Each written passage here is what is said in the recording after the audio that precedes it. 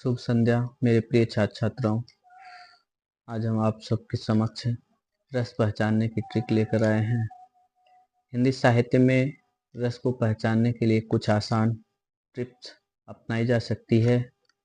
रस पहचानने के लिए वीडियो को पूरा देखें, स्किप ना करें। तो चलिए बिना देर किए हम स्टार्ट करते हैं। पहला रस है श्रृंगार। श्रृंगार रस, इसका अस्थायी भाव होता है रति।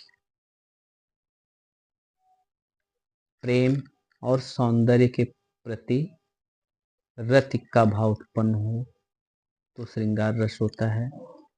संकेत क्या होता है?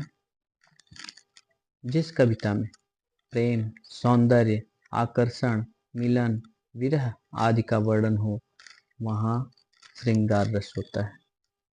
इसका उदाहरण है राधा कृष्ण की प्रेम लीलाएं। अस्थायी भाव इसका रति होता है, यह ध्यान रहे। दूसरा रस है हास्य, हंसी मजाक। इसका अस्थायी भाव है हास्य।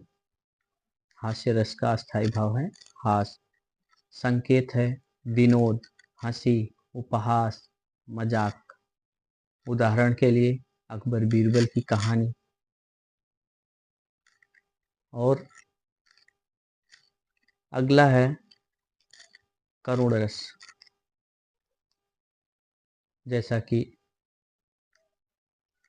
आप सभी जानते हैं, करुण रस दुख, वेदना, पीड़ा। जिस कविता में दुख, वेदना, पीड़ा प्रकट हो वहाँ करुण रस होता है। संकेत दुख, पीड़ा, करुणा, वियोग होता है। जैसे मीरा की भक्ति भावनाएं। चौथा रस है रौद्र रस। रौद्र का अस्थायी भाव होता है क्रोध। संकेत होता है क्रोध, युद्ध, प्रतिशोध। उदाहरण राम और रावण का युद्ध। अगला रस है वीर रस। वीर का अस्थायी भाव होता है उत्साह, शौर्य। संकेत है पराक्रम, उत्साह, वीरता। उदाहरण शिवाजी और महाराणा प्रताप की कहानियां। ये वीर रस के उदाहरण हैं। छठवां रस है भय रस। जहाँ डर व्याप्त हो जाए, आशंका हो, वहाँ भय रस होता है। डरावनी घटनाएं, भूत प्रेत।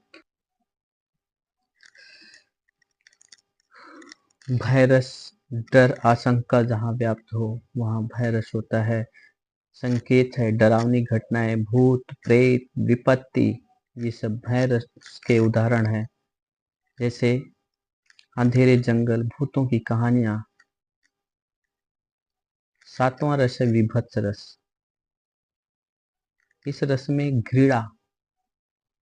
इस रस का अस्थायी भाव है जुगुप्सा या घृणा।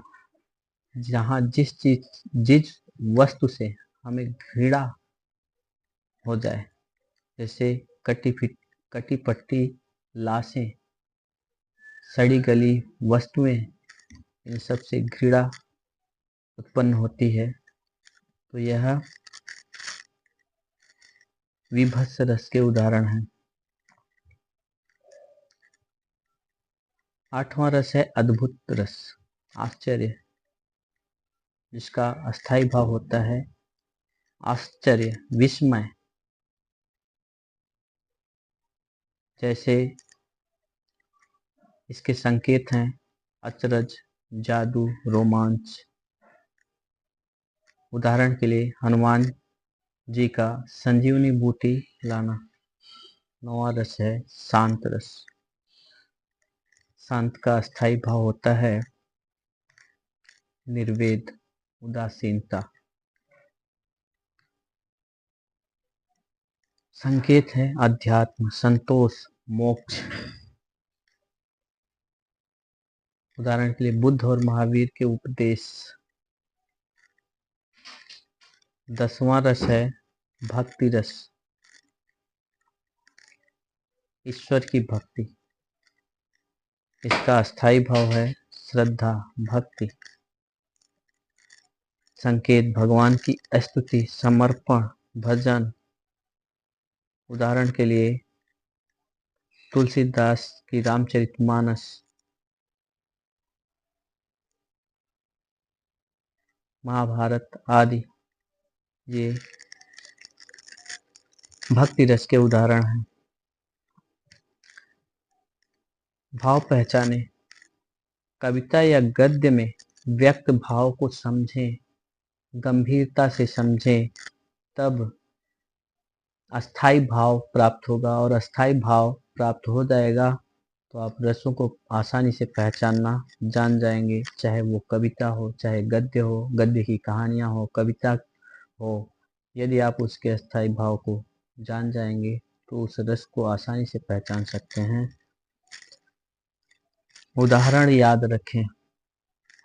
अगर आप किसी रस का अस्थाई भाव, रस का सही उदाहरण याद रखते हैं तो आप उस रस को भली भांति पहचान सकते हैं। धन्यवाद। आज के लिए इतना ही है।